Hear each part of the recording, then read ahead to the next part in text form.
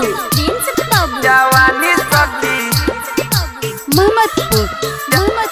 जवानी सखी presents by Rekha films.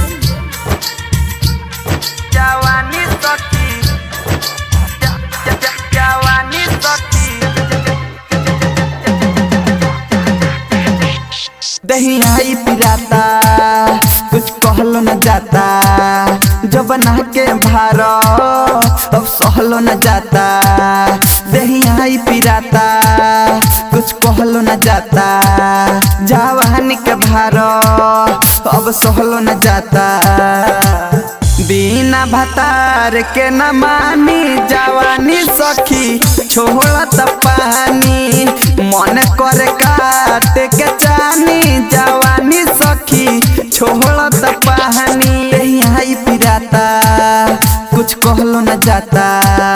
जवानी के भारो अब सहलो न जाता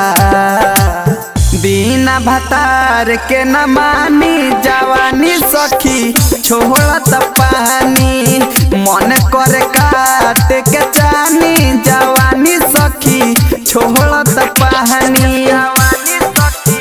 छोड़त पानी प्रेजेंट्स बाय रेखा फिल्म्स।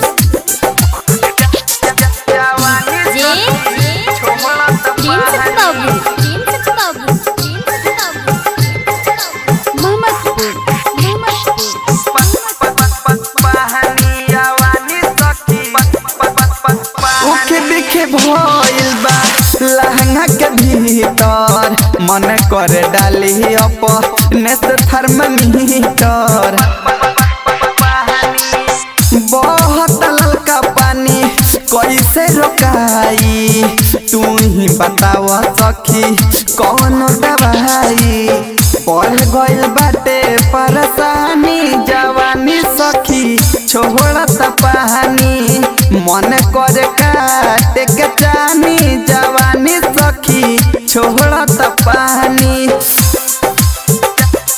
जवानी सखी छोड़त पानी जवानी सखी छोड़त पानी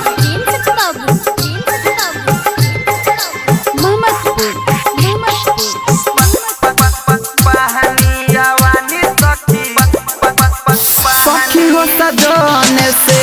कहदन सेट हो एक बार हम हंसे का राहदन भेंट हो जाहिर आला तब से का हम बताई राजा जी कन्हैया के दहना बोलाई झाड़ी बिटू को ही के रानी जवानी सखी छोड़त पानी मन करे काट के चानी जवानी सखी छोड़त पानी। रेखा डिजिटल रिकॉर्डिंग स्टूडियो बेतिया।